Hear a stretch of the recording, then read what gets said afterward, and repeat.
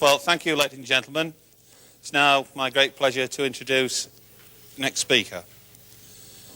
Graham Hancock was formerly East Africa correspondent of The Economist and co-editor of New Internationalist magazine. He was for several years editor of Africa Guide, Middle East Annual Review, Latin America Annual Review, and Asia and Pacific Annual Review. From 1979 to 1981, he also edited the Traveller magazine, published by the World Expeditionary Association.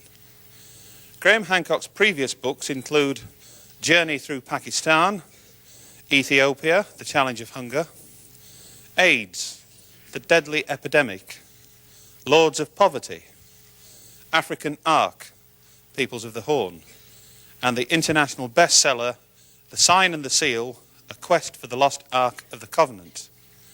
In a review of The Sign and the Seal, Graham Hancock was credited by the Guardian newspaper with having invented a new genre, an intellectual who'd done it by a do-it-yourself sleuth.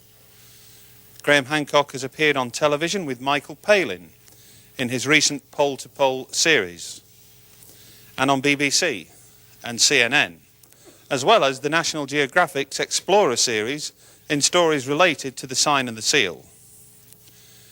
Graham Hancock's most recent book, Fingerprints of the Gods, documents his quest for a lost civilization of antiquity. It became an instant bestseller when it was published in Britain on the 10th of April 1995, spending 6 consecutive weeks at number 1 in the Sunday Times National Bestseller list, a further 6 weeks at number 2, and 23 weeks in the list in total. Published in paperback in February of this year, the book immediately jumped again to the top of the bestseller list.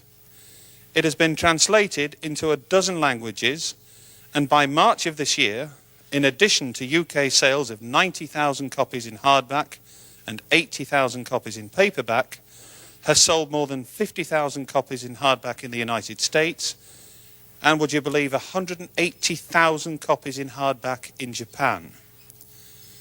Graham Hancock is, of course, also the author, with Robert Bauval, of Keeper of Genesis, a radical new investigation into the antiquity and function of the Great Sphinx and the 3 Great Pyramids of Giza. Keeper of Genesis was first published in Britain on the 7th of May 1996 and will appear in the United States, where it's entitled The Message of the Sphinx, on the 9th of June 1996. And as you heard earlier, I'm delighted, I'm sure you are, but not too surprised to discover that Graham and Robert's latest work, Keeper of Genesis, has now shot to number 1 here in the United Kingdom's bestseller list. Ladies and gentlemen, without further ado, please put your hands together and warmly welcome Mr. Graham Hancock.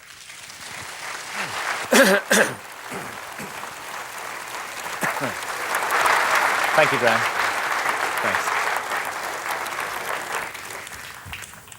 Thanks. I've got volume here, have I? Yes. Thank you very much indeed for all being here today. I was just listening to what Graham Birdsall was saying about my past career, and I was thinking how I got into all of this from being a journalist working on The Economist. It actually happened because of repeated visits that I made to Ethiopia, and the claim that Ethiopia makes to possess the lost Ark of the Covenant.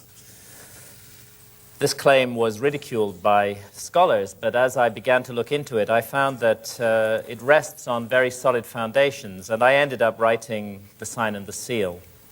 And that book, the research on that book, took me to Egypt, because, of course, the origins of the Ark of the Covenant lie in Egypt and in the exodus of the Israelites from Egypt. And when I went to Egypt and began looking into that civilization, I realized that I was confronted by an extraordinary mystery, a mystery that Egyptologists had never satisfactorily explained, or at any rate, if they tried to, their explanations certainly didn't make sense to me. I remember reading a book called Archaic Egypt by Professor Walter Emery, now deceased, but a great authority on his subject. And he drew attention to curious similarities between ancient Sumerian civilization in Mesopotamia and the archaic Egyptian civilization. And while he could find no strong evidence of a direct influence of ancient Egypt on Sumer or of Sumer on ancient Egypt, he found that these similarities couldn't be explained away as coincidence, and he put forward an interesting hypothesis. He asked, what if an earlier unidentified civilization, a remote third-party civilization, had influenced both Egypt and Sumer, passed down a legacy to both of them, and what if the similarities between these two cultures were explained by that remote common influence? And I thought this was a very interesting idea and one worth pursuing further. And in fact, more than anything else, it was that seed planted by Professor Walter Emery that led me to research and write Fingerprints of the Gods. I could not have written that book at all, or indeed developed in the direction that I have developed as a writer and researcher, if it hadn't been for my partner and wife, Santa Faya, whose photographs we're going to be looking at here. She's certainly been the most profound influence on my life. And I did some bad stuff back in the 1980s, which, when I look back on it, I regret it. But we have to live with our mistakes, and I'm very grateful to Santa for putting me right. Many other people also who I need to thank, and without whom Fingerprints could not have been written. Researchers, people working in the field of the mystery of the origins of civilization over the last 100 years or so, going back as far as Ignatius Donnelly, who wrote Atlantis, the Antediluvian World in the 1880s. More recently, Professor Giorgio de Santillana of the Massachusetts Institute of Technology, he's now also deceased, did wonderful work on the astronomical content of ancient myths, the amazing discovery that in some of the oldest myths relating to global cataclysms that have come down to us from remote prehistory, that in those myths is found detailed astronomical information relating to the phenomenon that I'll be discussing a little bit during this talk, known as precession of the equinoxes. Professor Charles Hapgood, whose Earth crust displacement theory and whose work on ancient maps, again, provides a clue to this lost civilization that exists way back in our past, and I'm quite sure that it does exist. And more recently, Rand and Rose Flemath, who've refined Charles Hapgood's theories of Earth crust displacement. And John Anthony West, a great man who spent 20 years trying to draw the attention of Egyptologists to the erosional features of the Great Sphinx and the implications of that erosion. And of course, my friend and colleague, Robert Bauval, with whom I have co-authored the new book, Keeper of Genesis. Robert's astronomical work on the Orion correlation between the pyramids and the three stars of Orion's belt is, in my view, the single most important breakthrough in this field, which has enabled the pyramids, mute for 4,500 years, to speak again and to speak in a comprehensible manner. I don't propose in this talk that I'm going to give on fingerprints today to go at all into the astronomical work that Robert and I present in Keeper of Genesis, because Robert will be doing that when he talks about Keeper of Genesis. But take it from me, the astronomy is really the key to this whole mystery. It's a way that some ancient people long ago, far more sophisticated and civilized than our historians would ever give credit for, found a way to communicate with the future, a way to wake up dormant memories in all of us, memories of that great golden age of mankind that is recorded in all our ancient myths. I'll start this talk just by looking at a few similarities, a few connections, bearing in mind what I said about Walter Emery and the theory of a remote third-party civilization. Let's extend that out from just the Middle East, from Egypt and Sumer, and let's look at connections between Egypt and the America. and the Americas, similarities that are ignored by scholars but are not explained by them. One issue concerns the face of the Great Sphinx, which we're looking at here. Robert and I are of the view, along with many of our colleagues, that the head of the Sphinx was recarved by the dynastic Egyptians, that the monument is many thousands of years older than the beginning of historic Egyptian civilization, and that it was probably originally lion-headed as well as lion-bodied, and that heavily eroded, millennially ancient leonine head was recarved into the face of a god by the early pharaohs of Egypt, perhaps at around 2500 BC, when Egyptologists think that the monument was actually created. What I want to draw attention to here is just a small point. It's pretty clear and well established that we're looking at the face of an African individual here, an African head. And I'd like to compare that with this African head, which is roughly the same size as the head of the Sphinx. It's an enormous piece of sculpture. When you stand beside it, it towers above you, and it weighs about 40 tons. The only problem with this African head is that it doesn't come from Africa at all. It comes from the Gulf of Mexico, and indeed was disinterred from the oldest archaeological strata in the Gulf of Mexico, in which it had been deliberately buried at around 13 or 1400 BC.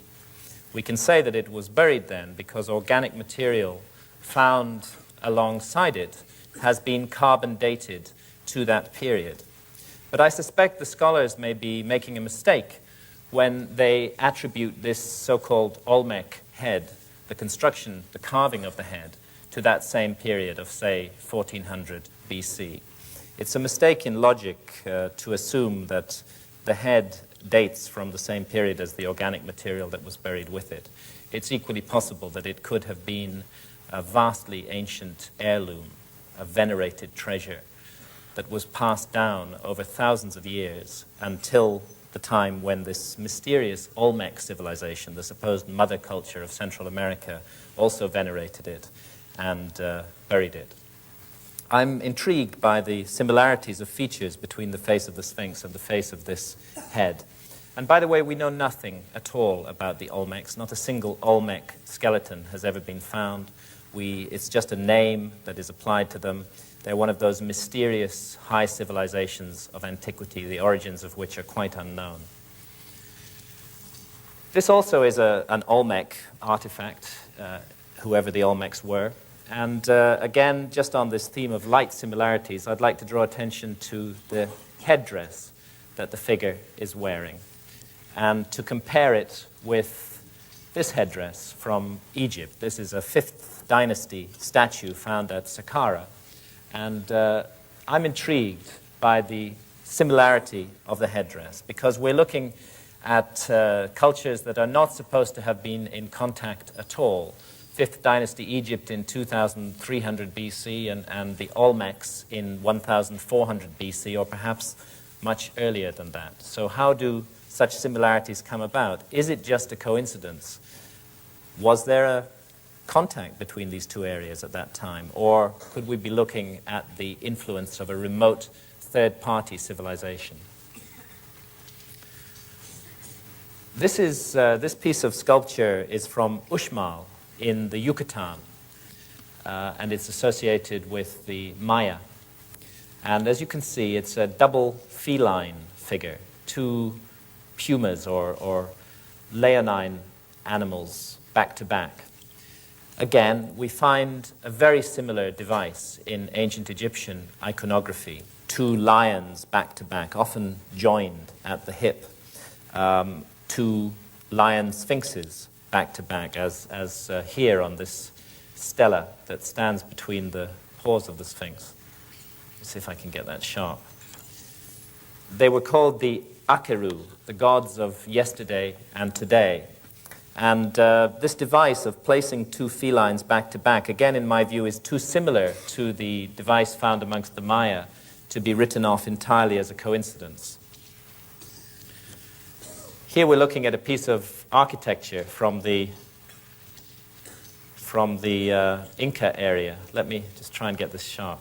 It's so difficult for me to see with all these lights on me. What I want to draw attention to here is the way that the block wraps around the corner. This is a supposedly Inca wall just north of Cuzco in Peru. And the blocks form a kind of L shape as they wrap around the corner, an unusual architectural device. We find exactly the same method of cornering here in the Valley Temple that stands next door to the Great Sphinx of Giza.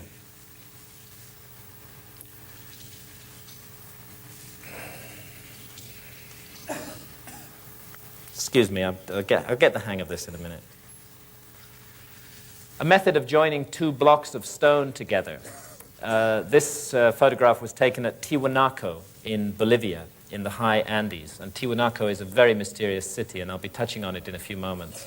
What I want to draw attention to here is this imprint of a metal bar, which once joined these two huge blocks of stone together. Of course, the metal bar has long since been removed, vandalized, melted down. But this particular form of architecture is not found anywhere else in the Americas.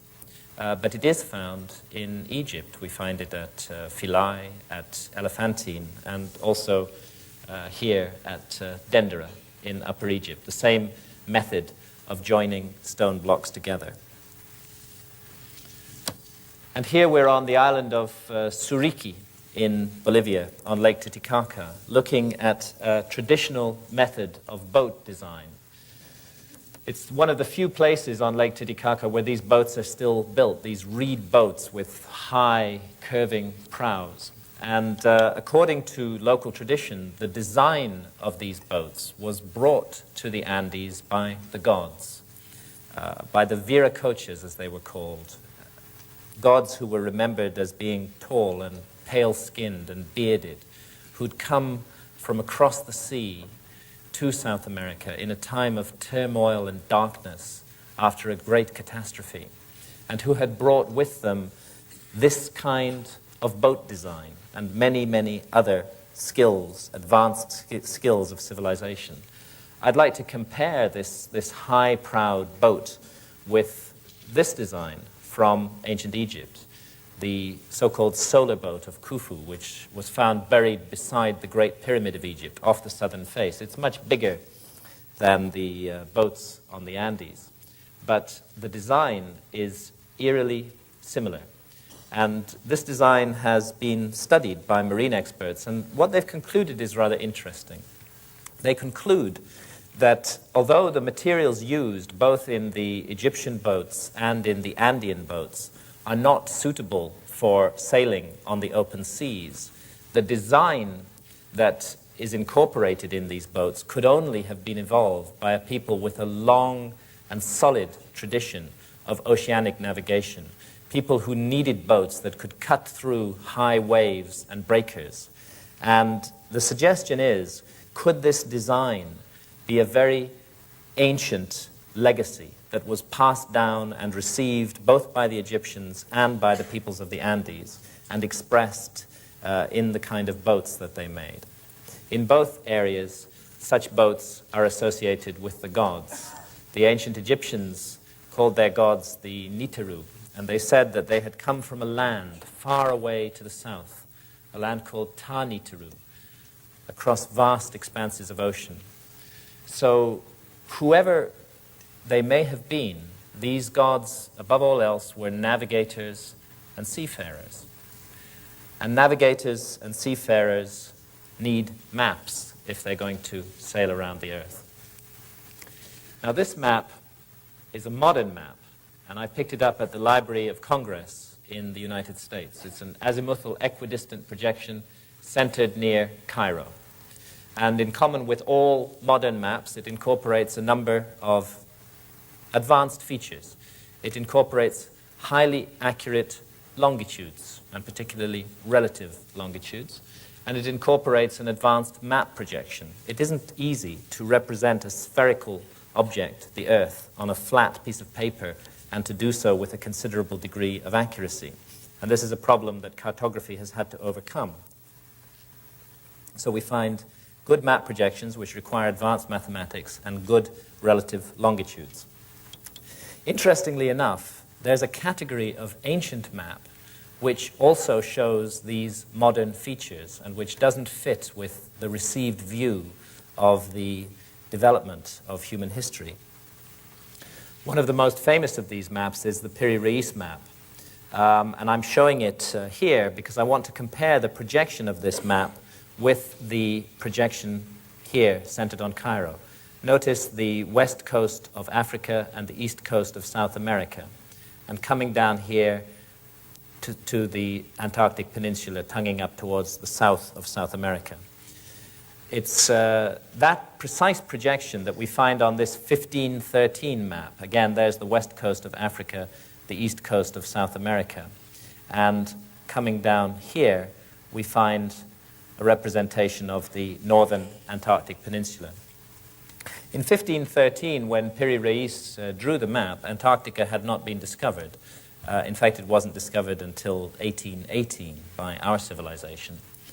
So there immediately is one anomaly on this map. And another anomaly is the mathematics used in the map projection. And a third anomaly is that it incorporates highly accurate relative longitudes. To do longitudes accurately on maps requires a chronometer, a marine chronometer that will keep accurate time at sea. And again, this was something that our civilization couldn't do until the late 18th century.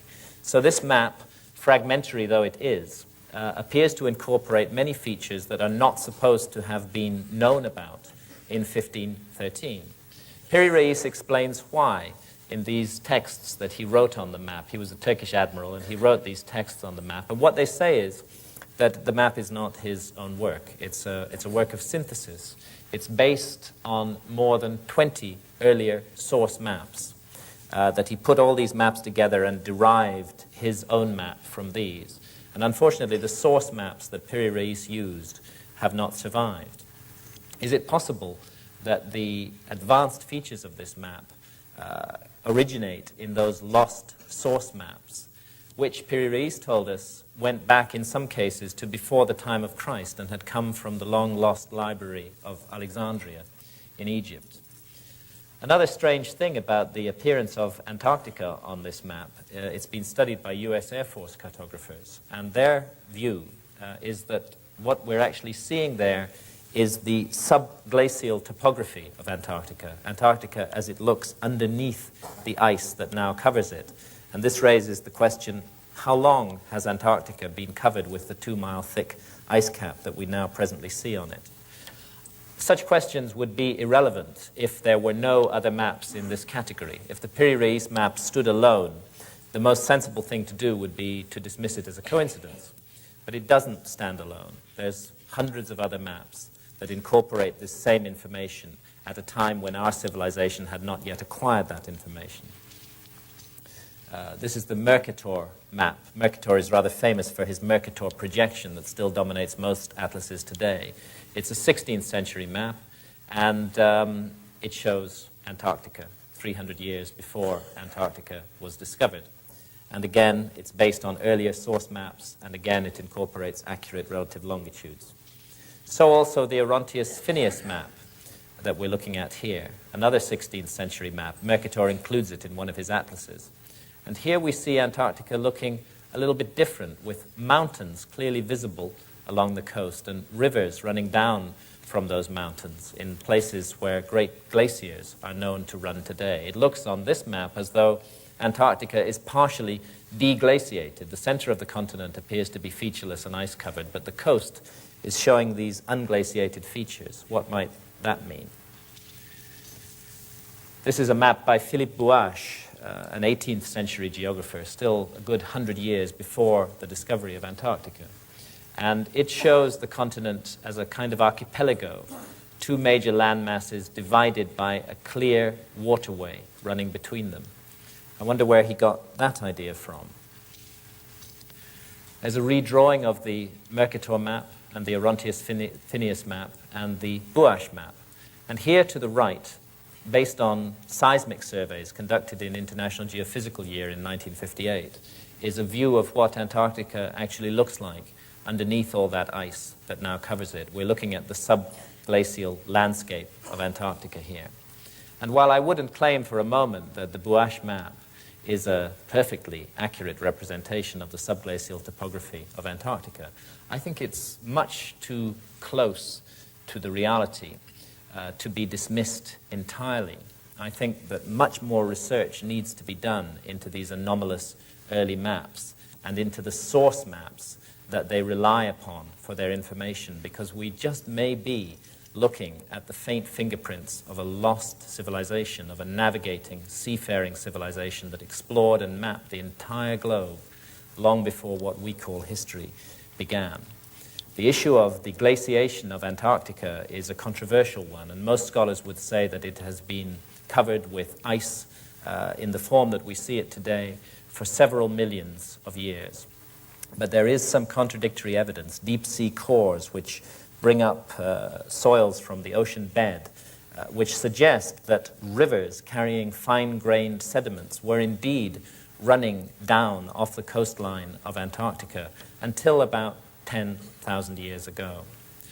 Maybe that's the period we should be looking at. Maybe something happened in the world around then that we don't fully understand.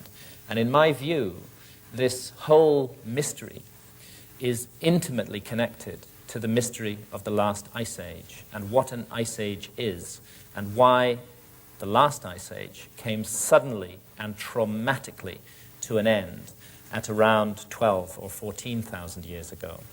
You have ice sheets, 6 million square miles of ice covering northern Europe, 2 miles thick as far south as London.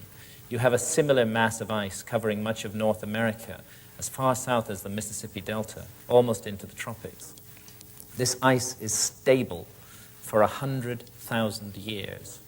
And then suddenly, almost in the blink of an eye, it all melts. Within just 1,000 or 2,000 years, it's all gone.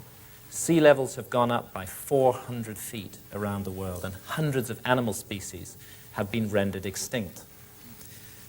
No complete explanation for why the last ice age came so suddenly and dramatically to an end has ever been offered by orthodox scholarship.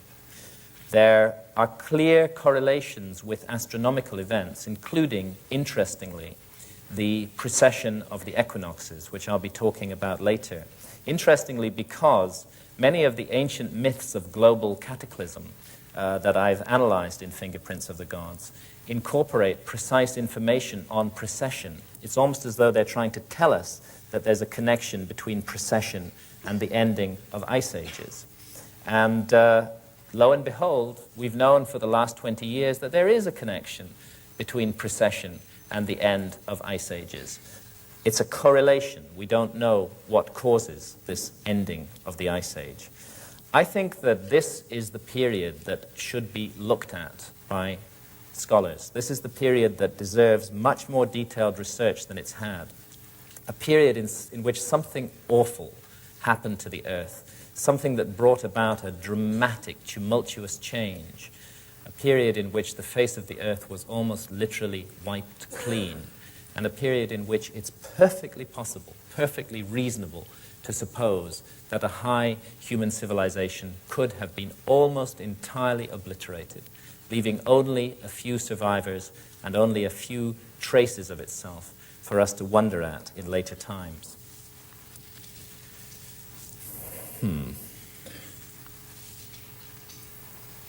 Well, there is the Earth, and that's the extended north pole of the Earth, pointing at the star Polaris in the constellation of Ursa Minori. Let me focus this a bit. That is our pole star in the present time. Because of the phenomenon of precession, which causes the Earth to wobble very, very slowly in a cycle of 25,920 years, the pole star gradually changes. It will not always be Polaris, and it has not always been Polaris. But it's a very slow change, about 1 degree every 72 years, not noticeable in a human lifetime. It also affects the positions of all the other stars in the star field. And if you can establish that a monument is aligned astronomically or incorporates astronomical symbolism, it's possible to use precession to date that monument. And we think that the ancients who left their fingerprints around the world used the phenomenon of precession as a deliberate way of communicating information about themselves to the future. And I'll be touching on that a little bit in this talk, and Robert will be doing so much more in the talk on Keeper of Genesis that he'll be giving after me. This site, Machu Picchu in Peru, is an extraordinary piece of landscape gardening on a gigantic scale. It's dated by Orthodox archaeology to around 500 years ago. It's possible that it's much older than that.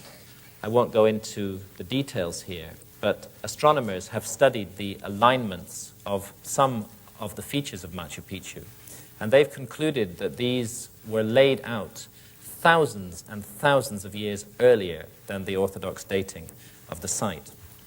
Another aspect that many of these sites have, in addition to intriguing astronomical alignments, is the use of enormous blocks of stone.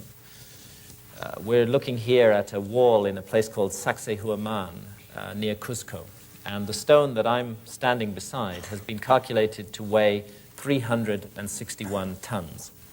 In layman's terms, that's 500 Ford Sierra motor cars. It really beggars belief that this kind of work could have been done by a primitive people, to put together massive blocks of stone weighing hundreds of tons each, to align them to the stars and to join them together in these curious jigsaw puzzle formations requires amazing engineering and architectural skills. And I think that our historians and scholars tend to gloss over the implications of this much too easily. All around the world there are monuments like these, undateable by any objective technique, because you can't, as I said earlier, carbon date stone, which bear the fingerprints of a high technology in remote antiquity, or if not a high technology, at any rate a technology that we do not properly understand today. This is the Altiplano in Bolivia, in the high Andes, and I'm showing this photograph really to indicate how sparsely populated the Altiplano is, how few people live there at an altitude of more than 12,000 feet above sea level. It's not the kind of terrain that can support a large population. Crops are grown, but they come out of the ground stunted, and the yield is extremely low. As a result, very few people live on the Altiplano today. And there's a mystery in that, and a problem in that, and it's to do with the city of Tiwanaku, which stands on the Altiplano at an altitude of 12,500 feet above sea level. Here's a bit of Tiwanaku. This is the piece of Tiwanaku that's called the Pumapunku, and it consists of absolutely enormous blocks of stone. I mean, they're just unimaginably large. This piece has been calculated to weigh 400 tons. And I can't understand, I just don't see it within Orthodox historical explanation, how at this altitude above sea level, 12,500 feet, where you cannot grow crops to support a large population who could haul those stones into place, and I don't know if 400-ton blocks could be hauled into place by anybody, how this could have been done at that altitude and in that location, and why it was done. I think that the city of Tiwanaku is one of the most mysterious sites in the world. In a way, it's the New World equivalent of Giza. It's a site about which there are far more questions than answers, and a site about which the dating needs to be seriously re-examined. The dating of Tiwanaku by Orthodox archaeologists has for a long time been set at around 500 AD, just about 1,500 years ago. Although more recently, there are some archaeologists working in the area who have daringly sought to push that date back, and there are a few who've stuck their neck out and said that Tiwanaku may go back as far as 2000 BC. The difference of opinion amongst the scholars in itself shows how little we know about this site. The conventional view that dates it to 500 AD is based on the classical study by Professor Max Ewell, who's always cited as the great authority on Tiwanaku. I was surprised to discover that his influential book on Tiwanaku had been written without him ever having found the need to actually visit the site himself. Another scholar also worked on the site, Professor Arthur Poznański from La Paz University, and he not only visited Tiwanaku, he lived there. He lived there for the best part of 50 years, and he took very careful measurements of every aspect of the site. And he studied in particular the astronomical alignments of the site. We're looking at one of the Tiwanaku structures, the Kalasasea here, photographed in the afternoon with the sun setting towards the west. There's another astronomical phenomenon that can be used for dating monuments, and it's called the obliquity of the ecliptic. The Earth has a tilt. The axis of the Earth is tilted, and this tilt, although not many of us know it, changes very slowly like that. It nods in space in a slow cycle of about 41,000 years. And the effect of the changing obliquity is to cause the sunrise, the position of sunrise at either of the solstices, the longest and shortest days of the year, to change very slowly along the horizon. And if you can establish that certain structures were aligned to a solstitial rising of the sun by a people who normally were extremely accurate in what they did, and if that alignment is out, it's suggestive of an older date for the site. Poznański, to howls of derision from his fellow scholars, pointed out that the solstitial alignments of certain monuments in Tiwanaku were out. And when he calculated the time when those alignments would have been perfectly exact, he came to around 12,000 years ago. And he suggested daringly that Tiwanaku might be the oldest city in the world, that it might originally have been laid out and aligned to the solstitial risings of the sun 12,000 or more years ago. Of course, his view is not accepted. It's universally ridiculed by our scholars. And yet there are aspects of the Tiwanaku site which strongly support the notion that it's extremely ancient. One of them is this monument, known as the Gateway of the Sun.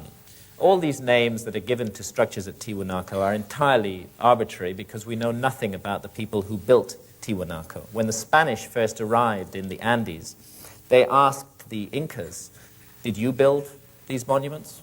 And the Incas laughed. They said, "No way, we didn't build these monuments. These monuments were built thousands of years ago by the gods." Well, such ideas are considered to be whimsy by our scholars, and yet they may not be whimsy. Let's have a look on the reverse of the Gateway of the Sun.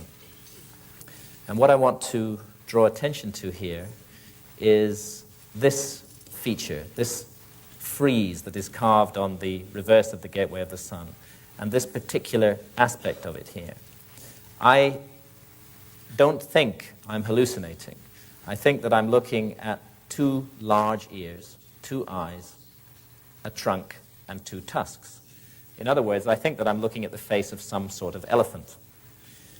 If I am looking at the face of some sort of elephant, then there's a real problem with the dating of this site, because there have not been any elephant-like creatures in the New World for a very long time. In fact, you have to go back to around 10,000 BC, around 12,000 years ago, to find a creature that fits that bill. And that creature, here's a biological reconstruction drawing of it, was called Cuvier. It was one of those great Ice Age mammals that became extinct suddenly and dramatically at the end of the last Ice Age. Could we be looking at a drawing, a carving of Cuvier done from life long before history began? And here, another ancient piece of stone from Tiwanaku. Very faded, very worn down. But let's trace out this figure that appears on it. There's the two hind legs, the two front legs, the open mouth, the uplifted snout, the ears, the curved back, and the tail of an apparently unidentifiable species of mammal. It doesn't look anything like any animal that runs around in the Andes today. But it does look very like an extinct mammal, and that mammal was called Toxodon. There's a biological reconstruction drawing of Toxodon. And Toxodon, like Cuvier, became extinct at around 12,000 years ago, and prior to that had been found plentifully in the area of Tiwanaku. With these kind of carvings and the astronomical dating done by Poznański, I think there's a prima facie case for a complete re-examination of what Tiwanaku might really be and how old it might be and what it might mean. And there is other evidence that points in that direction as well. We're looking at Lake Titicaca here and at one of those reed boats. And Lake Titicaca today is 12 miles away and 100 feet lower than Tiwanaku. And yet, even Orthodox archaeologists agree that Tiwanaku was built originally as a port on the shores of Lake Titicaca. There's massive harbor constructions to be found at Tiwanaku, and there's really no doubt that it was built as a port. So the question is, how long does it take a lake like Lake Titicaca to recede in depth by 100 feet and 12 miles away from the edge of the city of Tiwanaku? I discussed this problem with geologists from the British Geological Survey working in that area. Oddly enough, they didn't know about Tiwanaku, but they did know about Lake Titicaca. And they told me that that amount of recession of that particular lake would have taken at least 10,000 years. So another science, geology, is pointing to a far greater antiquity for the city of Tiwanaku than is accepted by our scholars today. Finally, from Tiwanaku, I want to draw attention to this figure. It's assumed to be, and it probably is, an image of that legendary god, Viracocha, who came with his demigods, the Viracochas, to South America long, long ago, who's remembered in all those myths. Again, it's a very worn piece of stone, but the goatee beard of this figure, this rather extravagant goatee beard, is quite easy to make out. That's how Viracocha is described in all the legends, a tall, pale-skinned, bearded figure. And his description does not fit in any way the description of the indigenous inhabitants of that region.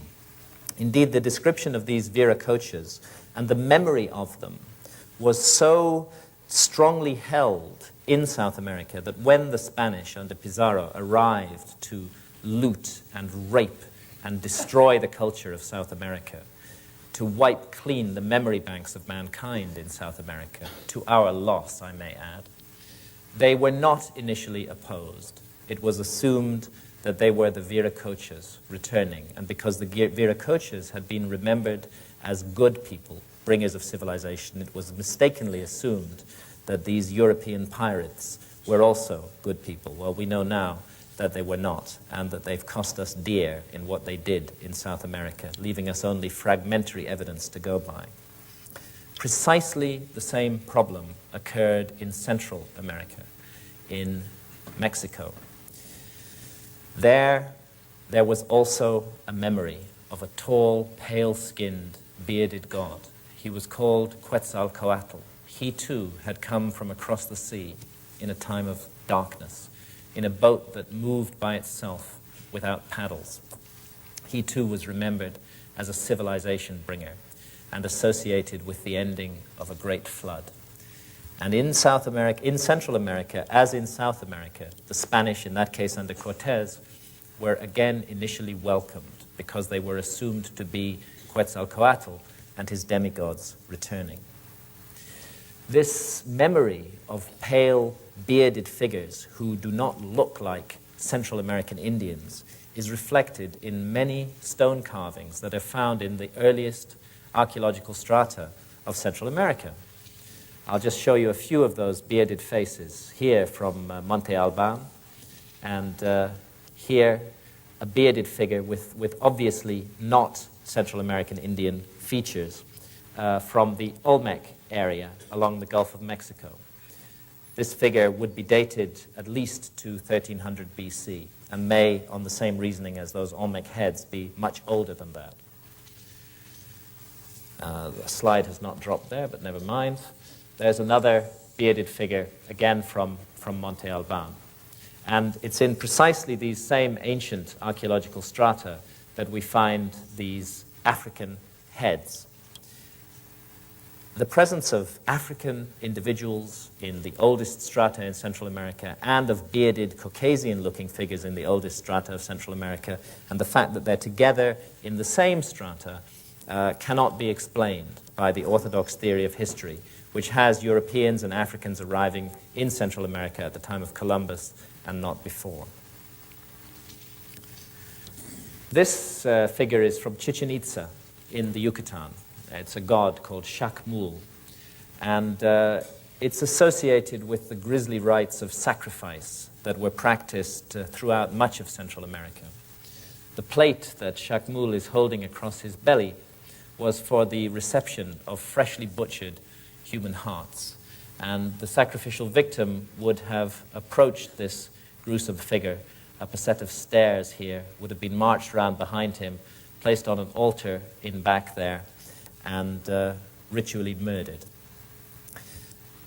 I could never come to terms with this memory of human sacrifice in Central America. It seemed so out of accord with the many beautiful and serene aspects of Central American culture. I tried to look into it and to find out why it was that people like the Aztecs were so savage in the sacrifices they conducted. And the Aztecs would routinely sacrifice up to 80,000 people every year. They believed that they were a chosen tribe, that they had a divine mission, and that that mission was to prevent the end of the world. They believed that there had been 4 previous epochs of the earth, that they called the 4 previous suns, and that the last one, 4 Atl, had been brought to an end by a tremendous earth-destroying deluge. And they believed that we live in the 5th sun, or 5th epoch of the earth, and that somehow through a strange, distorted reasoning, they felt that by offering up human blood and hearts to the sun, they might prevent, or at any rate postpone, this prophesied ending of the world in which we live. The practice of human sacrifice in Central America was known as pachi, and pachi means to open the mouth. A high priest and 4 assistants participated in the ritual. A hard physical blow, of course, was struck to the body of the sacrificial victim, and it was believed that at the moment of death, his soul would rise directly to the heavens and become a star in the sky. Oddly enough, in ancient Egypt, Egypt of the pharaohs, there was also a ceremony called the opening of the mouth. It was part of the funerary rituals of the pharaoh, and it was conducted after his death, after his body had been mummified. A high priest and 4 assistants participated. A hard physical blow was struck to the mummified body of the pharaoh. And after the completion of the opening of the mouth ceremony, it was believed that the soul of the pharaoh would rise directly to the heavens and become a star in the sky. Are we looking at just another amazing coincidence here? Or is it possible that an explanation for these eerie similarities can be found in the notion of a remote, third-party, ancestral civilization which influenced both Egypt and its ideas and Central America and its ideas, which passed down a common legacy to both places, a legacy that was perhaps used very differently in both of those places, but which still retained down through thousands of years certain common features, particularly this notion of the opening of the mouth and the stellar destiny of the soul. The Maya who built this monument, this is the pyramid of Quetzalcoatl, or Kukulkan as he was known in the Yucatan at Chichen Itza, were an astonishing civilization, and perhaps their greatest achievement, or it's thought until recently to have been their achievement, was their calendar system, the Mayan calendar. But we know now that the Olmecs, those mysterious predecessors of the Maya, used precisely the same calendar. So it's clear that the Maya inherited it from the Olmecs. And is it possible that the Olmecs inherited it from an even earlier and higher civilization, long lost to history? This is a calendar that incorporates a more accurate length of the solar year that we use in our Gregorian calendar today. It's based on precise and extremely careful, long-term, astronomical observations of the heavens, observations that focused, amongst other things, on the synodic return of the planet Venus and measured that extremely precisely. It's the work of master astronomers. It's this calendar, the Olmec or Mayan calendar, which most thoroughly enshrines the notion of recurrent destructions of the earth, that we live in great cycles, and that each cycle will sooner or later come to an end and end the world in which we live. And like the Aztecs, the Maya believed that there had been 4 previous epochs of the earth, and that we still live in the 5th epoch, the 5th sun. But unlike the Aztecs, the Maya, through their calendar, were able to calculate exactly when the 5th epoch of the earth would come to an end. When we translate their calendar into our calendar, we find that they're telling us that all civilization will be ended by a great movement of the earth on the 23rd of December, 2012 AD. I promise that I'm not running up and down Oxford Street in a sandwich board, crying that the end of the world is nigh. I sincerely hope that the end of the world is not nigh. I would like my children and all our children to have a bright and happy future in this garden of experience that we call the earth, and the opportunity to learn and to grow and to face challenges just as we have all done. But I don't think that we should write off the warnings that have come down to us from the past as though they certainly have no meaning, because these warnings have come down to us from wise people, people whose origins we really do not understand. And I'd just like to mention in passing that all of these warnings also say something else. They say that the destruction of the world is not entirely an act of God or nature, that in some mysterious manner we ourselves are always involved in it. We ourselves, through our actions, through our cruelty, through our materialism, play a role in the destruction of our environment. And when I look around the world today at the force of evil that is rampant in the world, the destruction, the murder of children, the cruelty, the awful things that human beings do to each other, using one another, as though they're just objects, I can't help getting an eerie shiver of apprehension at that Mayan prophecy that the end of our civilization may indeed come before too long. Maybe it's not too late. Maybe we can do something about it. Maybe we can wake up to the spiritual desert that we've created on this planet and look to who and what we really are. And if we're going to do that, I'm convinced we have to go back to the ancient wisdom and listen to the voices of the past and listen to that accumulated experience and knowledge of mankind that we so blithely write off just because we imagine that we're the apex and pinnacle of creation.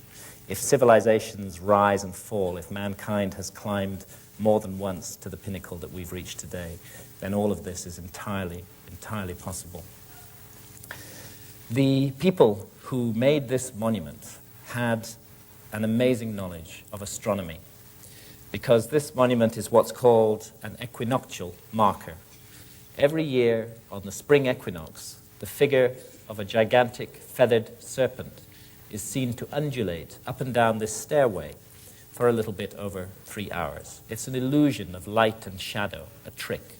But it's a trick that is achieved by the precise geodetic positioning of this monument. These were a people who had observed the heavens very, very closely and who had a science of positioning monuments on the ground so that they would signal particular moments of the year.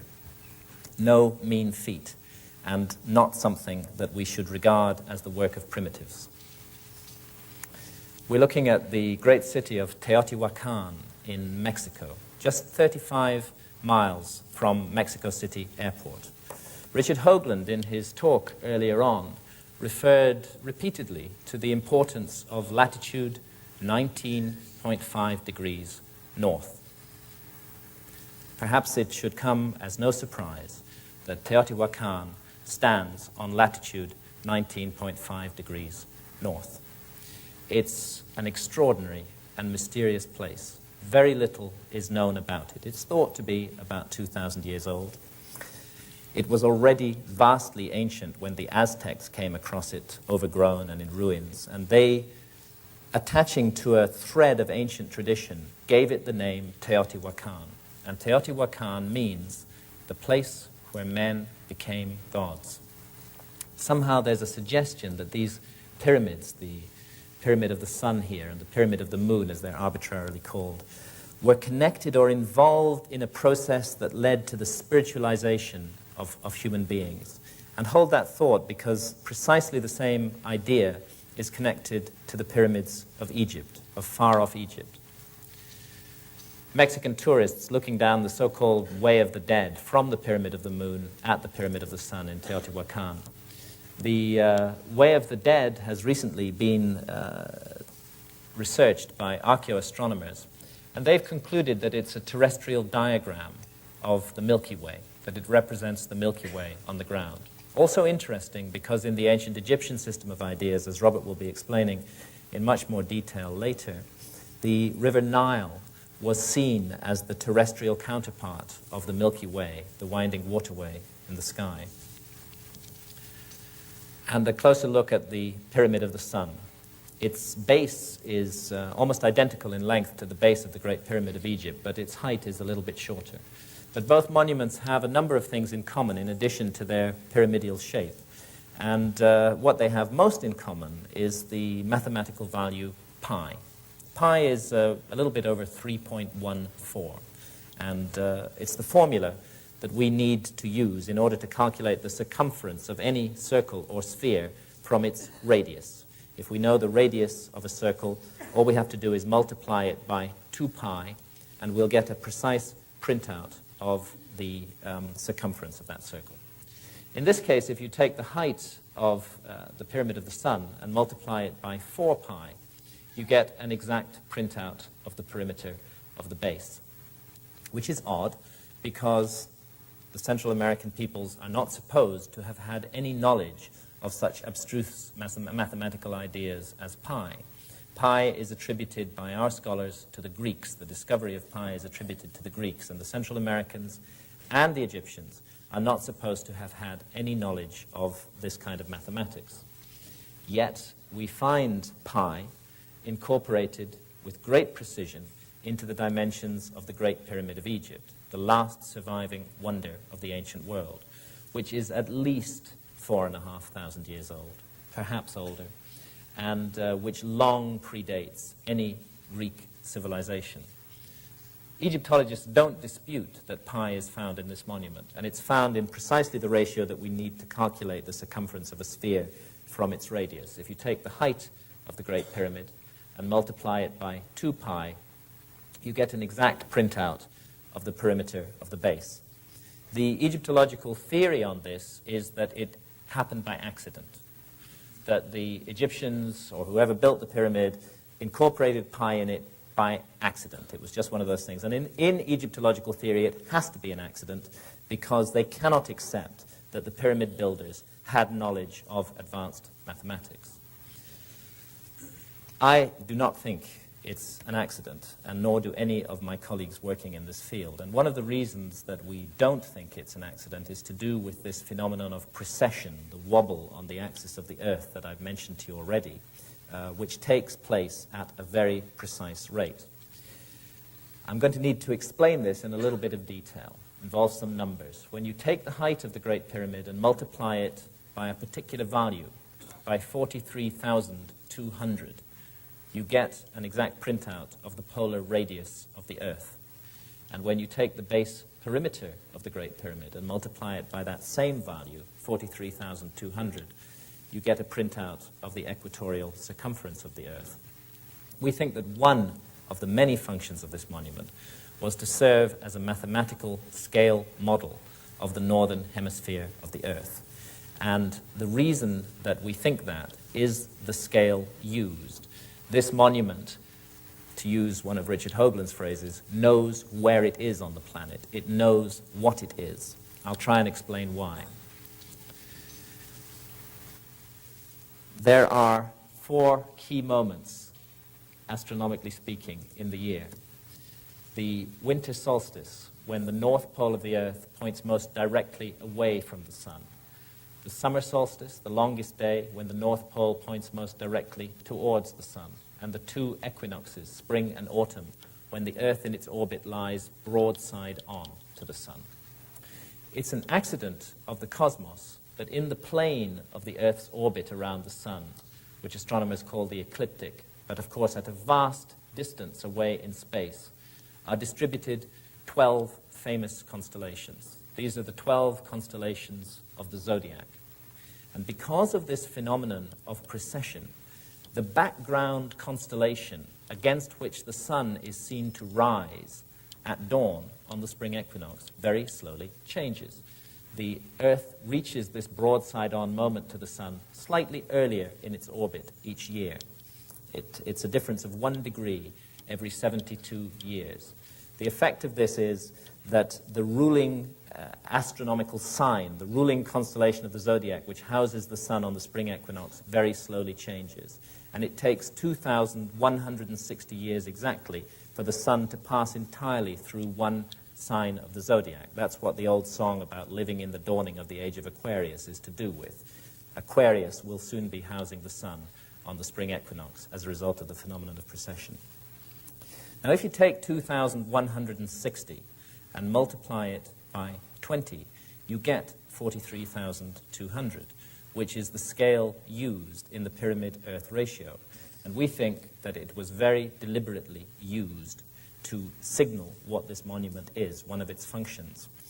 They wanted to build a monument that was very massive and that no reversion to barbarism could destroy, and which was a mathematical scale model of the northern hemisphere of the Earth.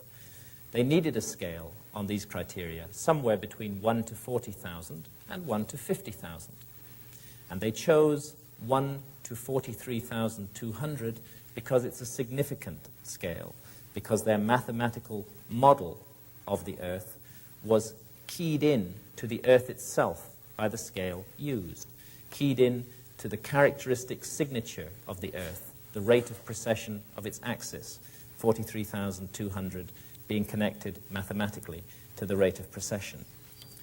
The intention was that in a future time, an astronomically literate civilization would be able to work out the cleverness that went into the design of this monument. What those ancient pyramid builders did not reckon with was that the site would be monopolized for 150 years by a group of intellectual barbarians called Egyptologists, who cannot accept under any circumstances that any intelligent behavior of this sort could have been connected to the last surviving wonder of the ancient world. I'm standing on top of the Great Pyramid here, and that means I'm standing on latitude 30. The Great Pyramid stands precisely 1/3 of the way between the equator and the North Pole. Egyptologists know this, but again, they regard it as an accident. So many accidents are called for by their theory of history that I think it's time we seriously questioned that theory and stopped blindly accepting it. This monument weighs 6 million tons. 6 million tons. And its sides are perfectly oriented to the cardinal directions. The north face of the Great Pyramid faces directly towards the North Pole of the Earth. The deviation is just 3/60ths of a single degree. By the way, the deviation of the meridian building of the Greenwich Observatory in London is 9/60ths of a degree. This monument is more precisely aligned to true north than the Greenwich Observatory in London. This monument is the work of master astronomers and master engineers, master surveyors, a work of brilliance and genius, a work that we should all stand before in awe, not with any certainties, but with open minds and open hearts. Above all else, Giza is a sacred place.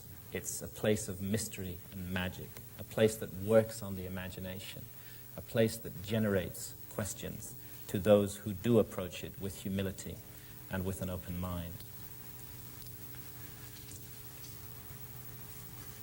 We're looking at a cross-section of the Great Pyramid here, along its meridian axis, north to south. And as you can see, it's plentifully equipped with shafts and chambers and galleries and narrow corridors. All of these features are engineering marvels. To create this kind of internal structure in a monument on that scale is an unbelievably difficult task.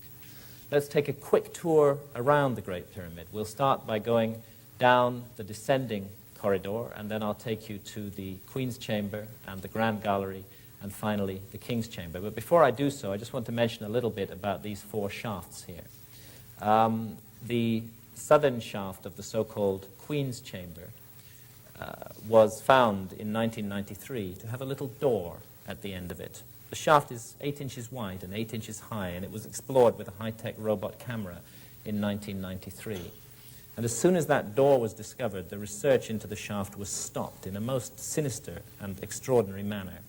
And at the end of our presentations, Robert and I will be presenting to you the latest information for what is happening concerning that door, and also concerning a chamber beneath the Great Sphinx of Egypt. And very disturbing things indeed are happening at Giza today, and we want to tell you about this, but we'll come to that later. Let's take a quick run around the Great Pyramid now. We'll start by going down the descending corridor. The descending corridor is perfectly straight. In fact, it doesn't vary by more than 1/4 of an inch from perfectly straight along its entire 350-foot length. It's 3 feet 5 inches high and 3 feet 5 inches wide. And at the bottom of it, we find the subterranean chamber, so-called. Now, Egyptologists have a theory about this chamber, and everything is theory where the Great Pyramid is concerned, because the monument is uninscribed. There's nothing really in it which tells us what the chambers are for. It's all theory. The Egyptological theory about this subterranean chamber is based on its unfinished appearance, these fins of rock that we find at the western end, and the generally rough look of it.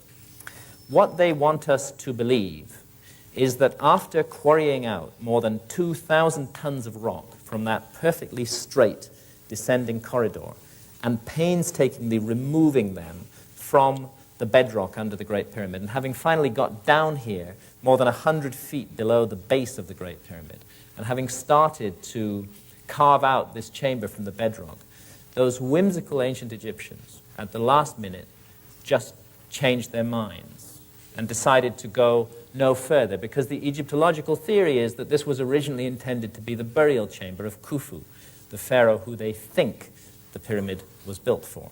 So those ancient Egyptian builders, after doing all that incredibly precise work, well, they just changed their minds and they decided to stick the body of the pharaoh somewhere else in the Great Pyramid.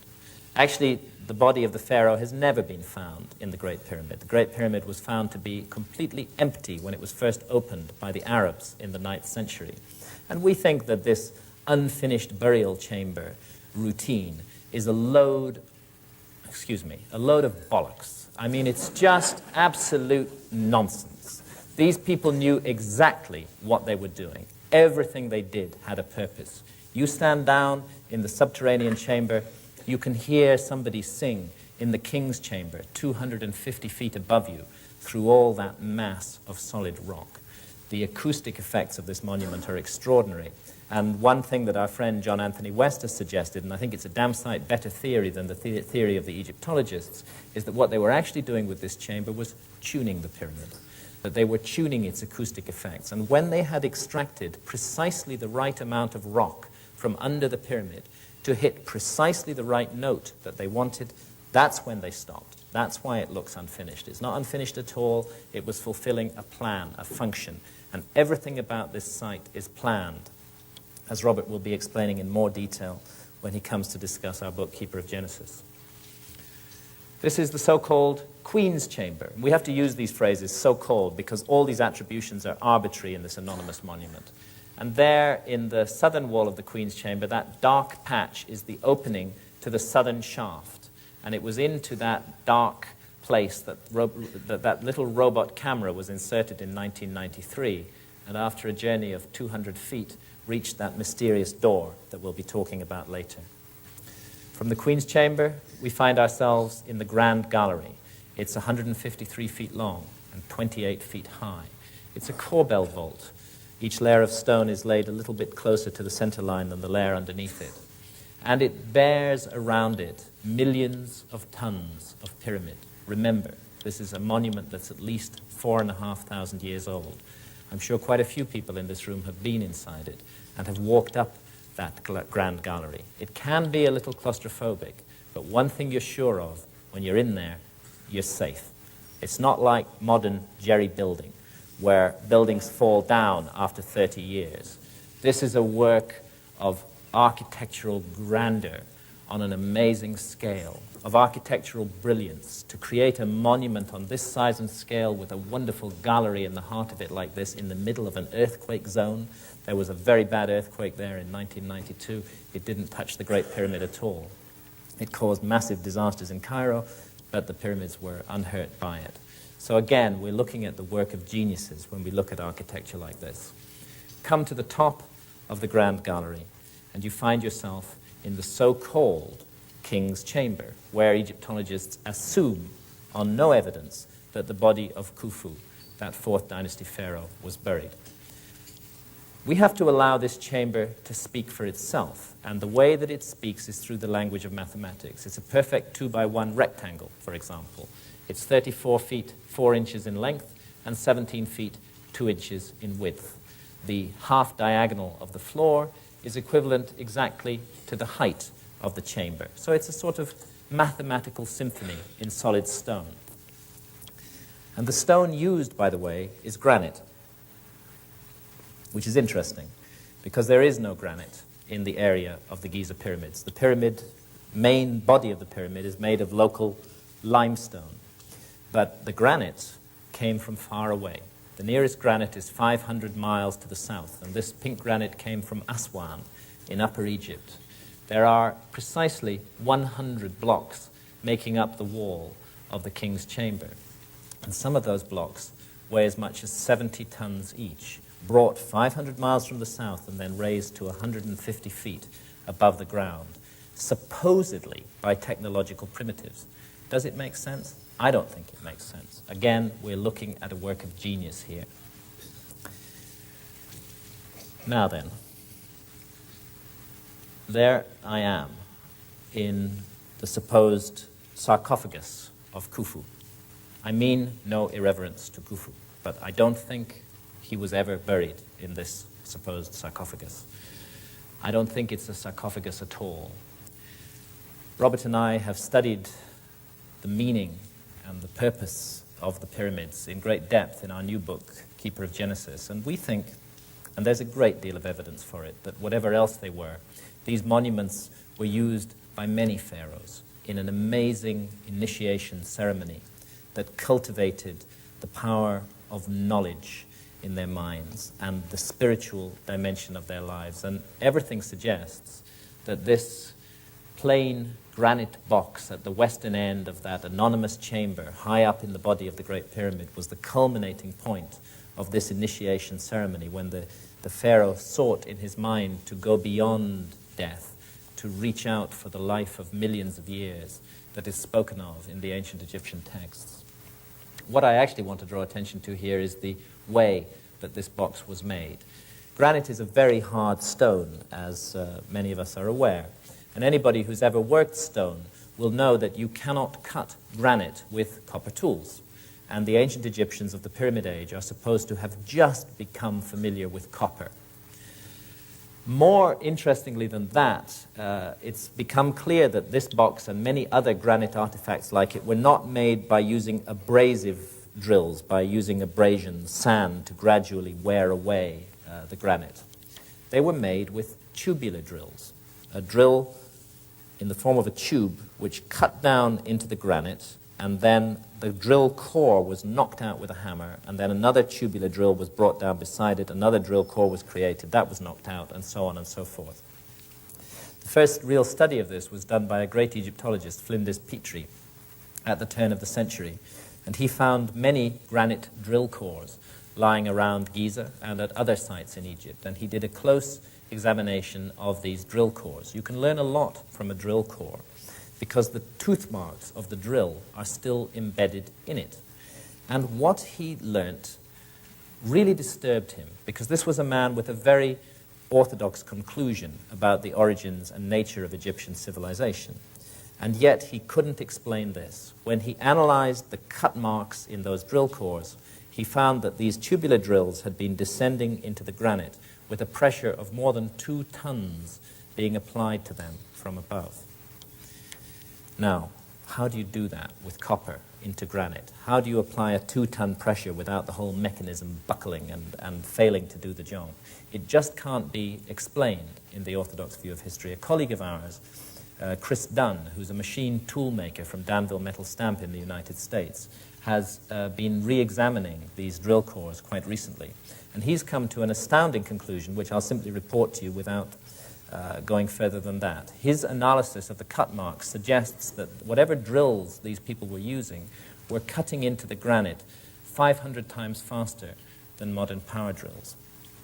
I prefer the opinion of a machine toolmaker to the opinion of an Egyptologist when it comes to drilling matters, and I think Chris Dunn's views on this deserve further consideration.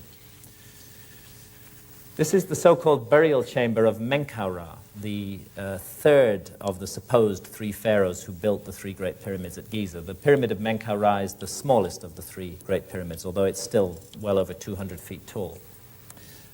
If we are to follow Egyptological logic, then we must conclude that this chamber was built by a certain B. Wilson. That this is not the Pyramid of Menkaura, it's the Pyramid of B. Wilson. And the reason that we have to conclude that is because they apply that logic to the single piece of writing that was found inside the Great Pyramid of Egypt. Above the king's chamber, there are 4 so-called relieving chambers, and in those some graffiti was found, very crudely daubed graffiti. And some of that graffiti bears the name Khufu, and also another name, Khnum Khufu. And like drowning men leaping at straws, Egyptologists have concluded that because that graffiti is there, it means that the Great Pyramid was built by Khufu. I don't think that a little piece of graffiti in a chamber hidden away inside the Great Pyramid is a very solid piece of evidence to attribute such an important monument to a particular pharaoh. As a matter of fact, those graffiti may well have been a forgery. But even if they, by the original discoverer, Howard Vyse, but even if they aren't forgeries, it's just not enough for us to attribute the monument to Khufu on the basis of such slim evidence. Where B. Wilson wrote his name, we see a curved roof. It's a sort of barrel vault, and these are granite blocks that form the ceiling, and they were hollowed out from underneath. It doesn't look very prepossessing, but when you get above it, you begin to realize the construction problems that were involved in making this roof.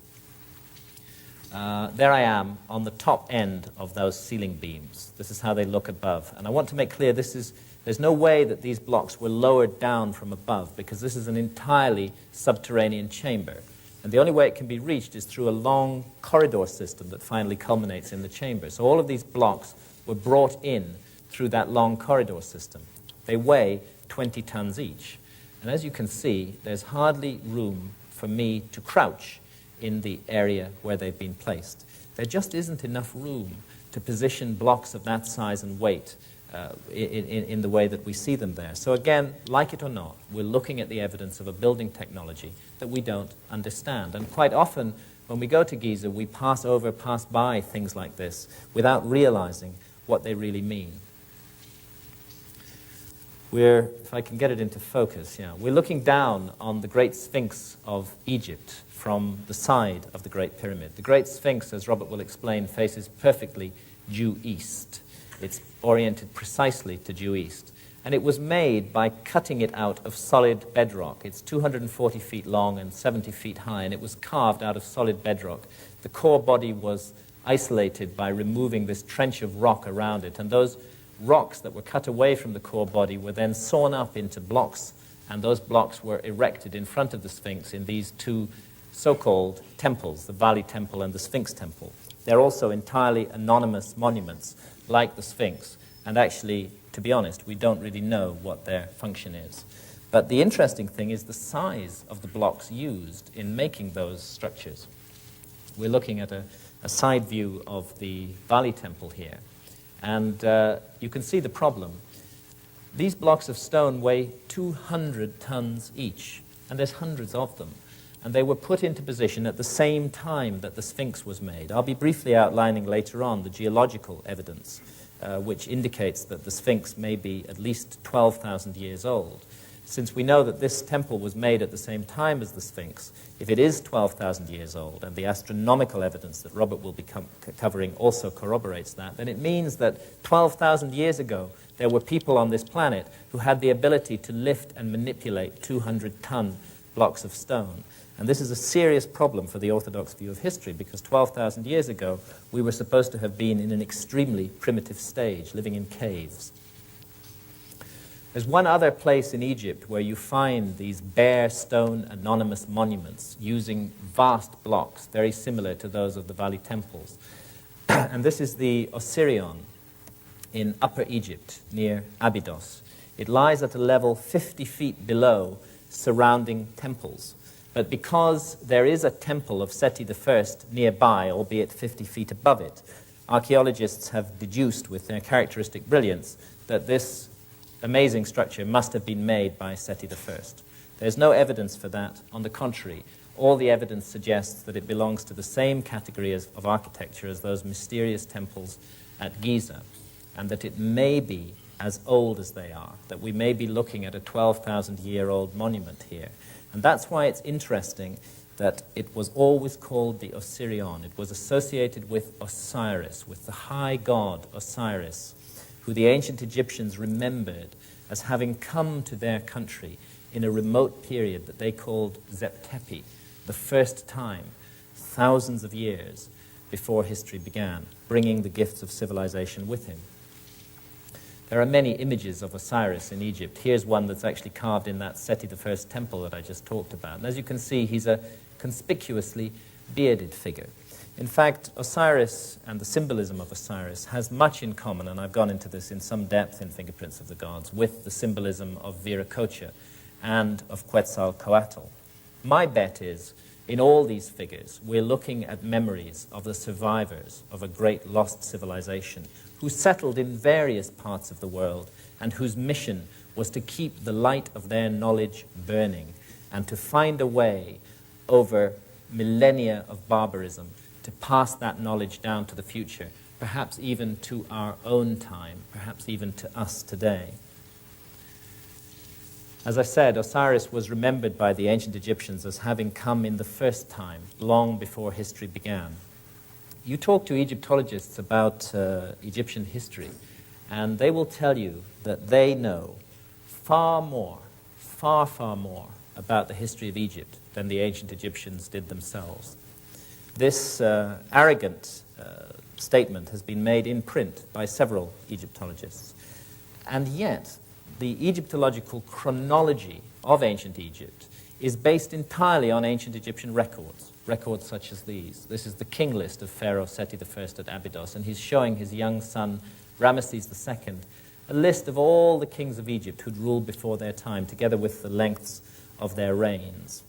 And the notion that we have of 30 dynasties of Egyptian pharaohs is based on this king list and on other king lists like these. On the opposite wall of the same temple is another list, which again is matched by many other lists that the ancient Egyptians passed down. And this is a list of a mysterious group of beings called the Shemsu Hor, the followers of Horus, who were believed by the ancient Egyptians to have ruled in Egypt for thousands of years before the first pharaoh of the first dynasty took the throne.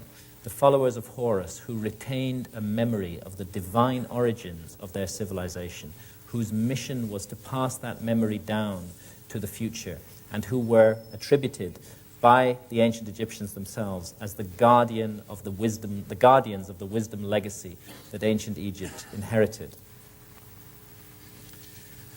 These references to the first time, to the followers of Horus, to this remote prehistoric period when the gods came to Egypt, are found again and again in the oldest scriptures of mankind, carved on the walls here of a 5th dynasty pyramid, the Pyramid of Unas at Saqqara.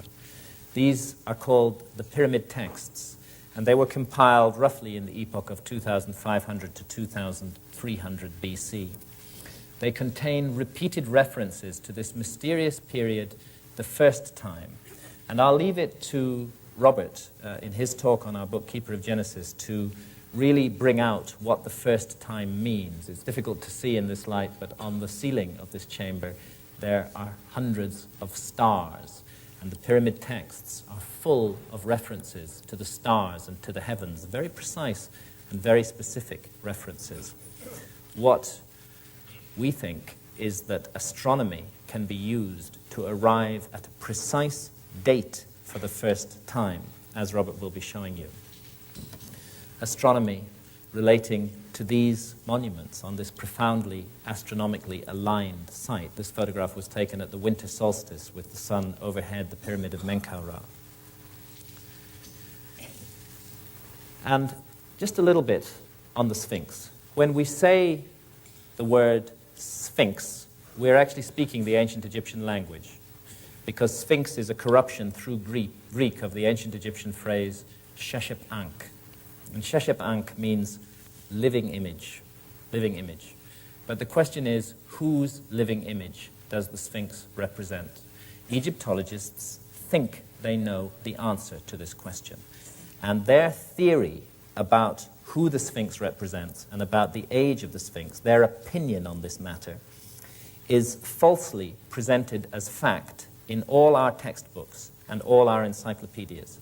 You look up the Sphinx of Egypt in the Encyclopedia Britannica or any other text of that nature, and you'll be told, without any question mark over the matter, that it was built by the pharaoh Khafre in his own image in around 2500 BC. And yet, the Great Sphinx, like the pyramids, is an entirely anonymous monument, and since it's carved from raw stone, we have no objective way of dating it. What we're dealing with that attribution to Khafre is purely and simply Egyptological opinion. And as Robert and I have gone on with our work into Giza and into the monuments of Giza, we have come to trust Egyptological opinion on these matters less and less. In fact, we don't think that the Egyptological opinion on these matters is right at all. We think the Egyptologists have got it totally and utterly wrong. Perhaps you agree with us, perhaps you don't. But one thing is for sure. It's very bad scholarship that the opinion of scholars should be presented as fact when it isn't fact. Let's see what the Egyptological opinion about the identification of the Sphinx really rests on.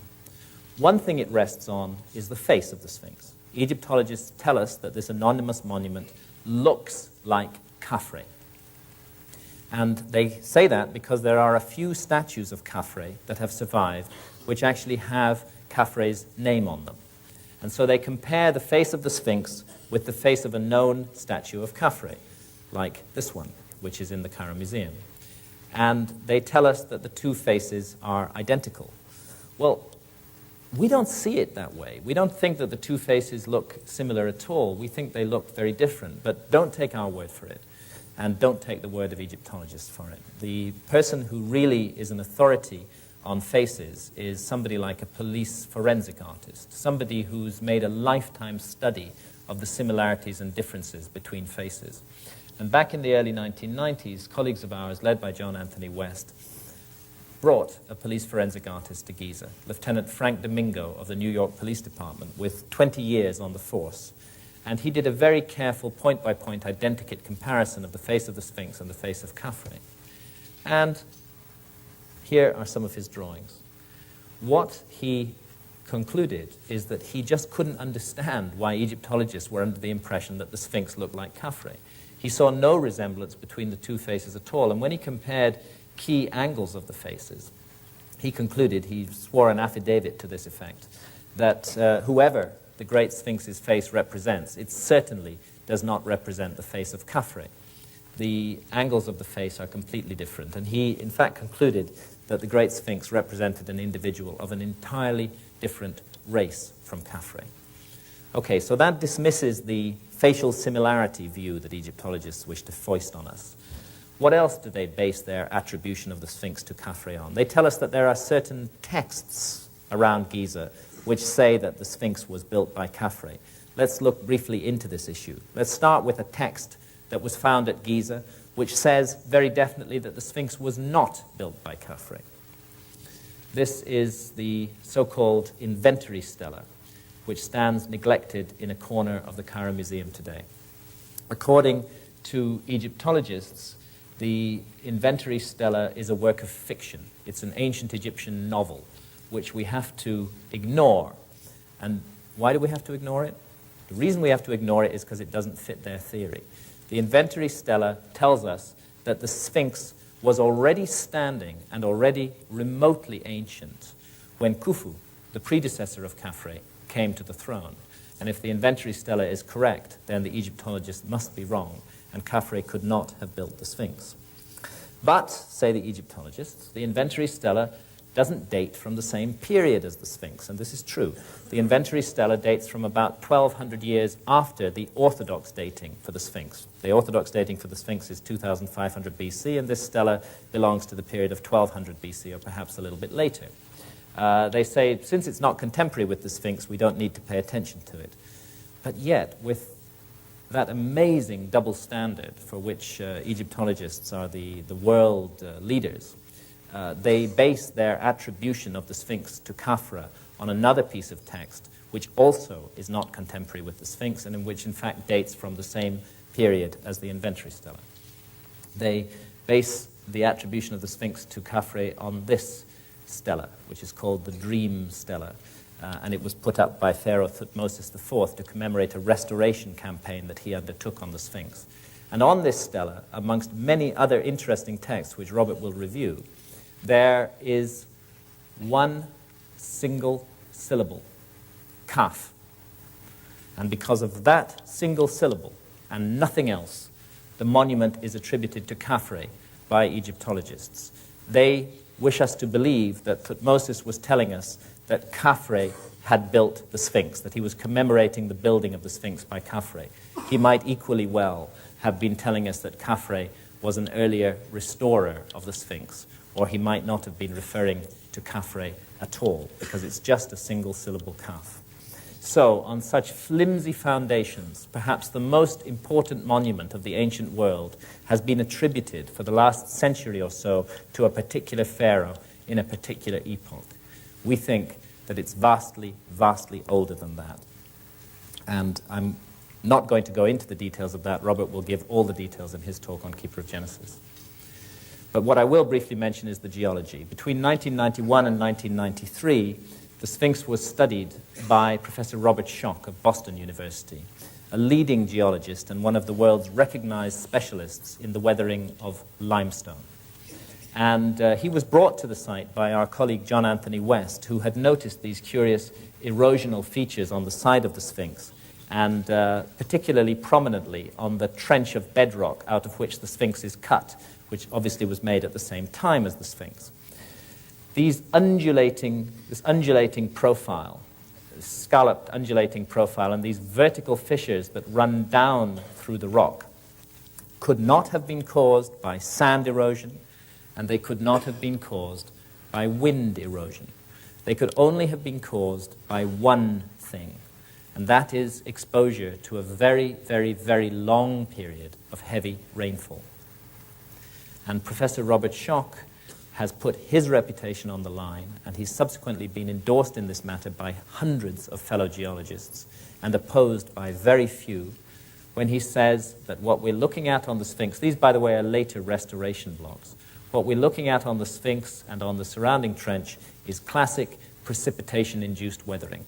The problem is that in 2500 BC, when the Sphinx is supposed to have been built, Egypt was as bone dry as it is today. The climate conditions did not exist then, and they have not existed since, to cause this kind of weathering around the Sphinx. The last time that sufficient rains fell in the eastern Sahara to have caused such weathering, when the Sahara Desert was still green, was around the end of the last ice age, focusing us back again towards that period, that mysterious period when the ice age came suddenly to an end, around 12,000 years ago. Sooner or later, as you go around the world, as I did, looking at these sites, at the myths, at the monuments, at the memories that have been passed down, at the fingerprints of what becomes more and more real as a great lost civilization, you have to begin to ask yourself, if I'm finding the fingerprints, where is the body? Where is the rest of this civilization? Why do we find so little? And I'm convinced that the answer to this question lies in the cataclysm that brought the last ice age to an end. And as I said earlier, the ending of the last ice age is an enormous geological mystery, and we do not really understand what brought it to an end. But when you have millions of square miles of 2-mile thick ice melting in just a couple of thousand years, you are by definition looking at a cataclysm. We live on a planet that revolves around a star. In fact, the Earth is revolving around the Sun at 66,600 miles per hour, which means that we've traveled well over 70,000 miles tonight while I've been talking. If you stand on the equator of the Earth, you're spinning with the rotation of the Earth at 1,000 miles per hour. And our planet is subjected to the gravitational pull of the Moon that circles around it, and of neighboring planets in the solar system, and of the Sun itself. With all this massive rotational centrifugal activity, once you become conscious of it, you begin to realize how fragile our environment may really be. And back in the 1950s, a radical theory was proposed to explain the end of the last ice age by Professor Charles Hapgood in the United States. And Hapgood's theory of Earth crust displacement was endorsed fully at the time as to its physics by Albert Einstein. The theory has never been accepted by orthodox geologists, and I'm not sure if it's right, but I think it's worth consideration. Broadly, what Hapgood and Einstein were arguing is that from time to time, the entire outer crust of the Earth can move, shift in one piece around the body of the Earth. And when this happens, land that is in cold parts of the planet, close to one or other of the poles, and thus naturally covered by ice, is moved cataclysmically into warmer parts of the planet, and thus naturally melts very, very rapidly. And at the same time, land that's in warm parts of the planet is shifted into colder parts of the planet. And as I said earlier on, the work on Earth crust displacement that Hapgood and Einstein did has subsequently been refined in a very interesting manner by Rand and Rose Flemath in Canada, whose book, When the Sky Fell, I would urge everybody to read, because it's the most detailed analysis of the Earth crust displacement theory.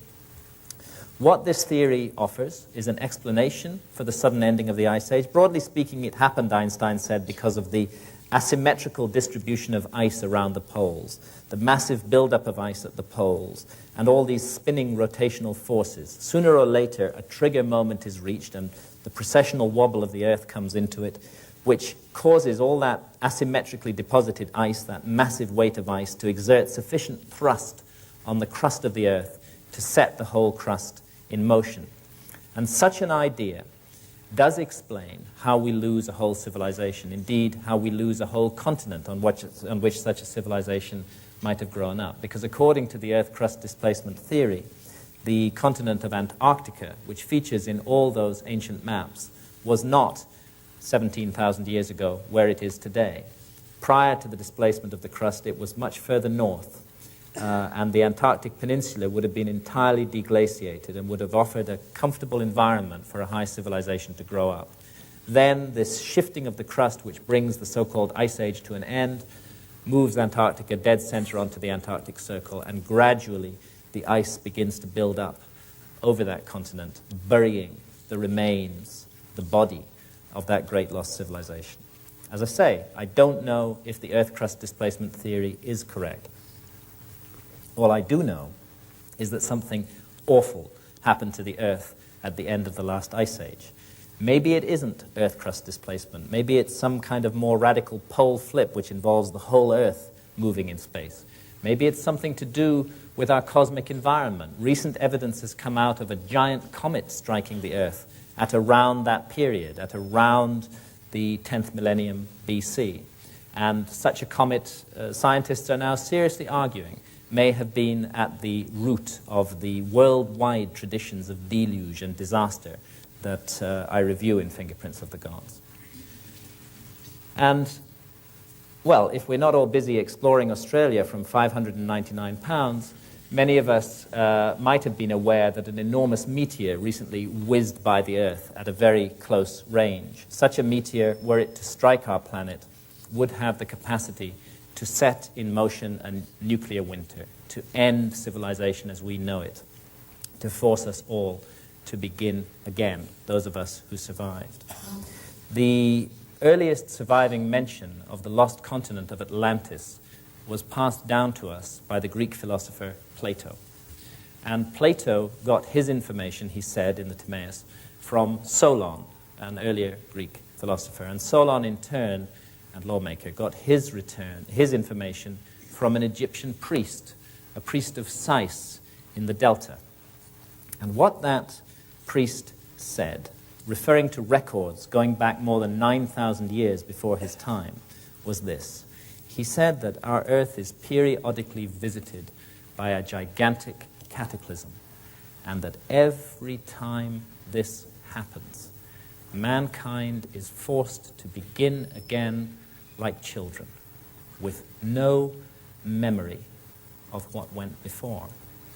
And I suspect, I really do, that that's what we are. We're a species with amnesia. We're children who've forgotten our own parents. But those parents who were destroyed in that great cataclysm at the end of the last ice age, I'm now certain that some of them did survive, and that they settled in places like the high Andes, and most prominently of all in Giza, where the three great pyramids and the great Sphinx stand. And they, Robert and I are now convinced, found a way to pass down the memory of who they were and of the special, wondrous knowledge that they had to the future. They found a way to wake us up again. They created a kind of alarm clock for the planet, a beacon that would draw people towards it, and at the right time, when conditions were right, would wake us up. And when I look around the world today, amidst all the turmoil and killing and disaster, I also see a sign of hope. I see a great awakening of consciousness amongst open-minded people everywhere. I think that ancient beacon is working. I think the message that it has sent down the ages is beginning to come through loud and clear. And what Robert and I have tried to do in Keeper of Genesis is get to grips with the beginning of that message, begin to decode it, as Robert will be telling you when he gives his talk in about 10 minutes' time. Thank you very much indeed.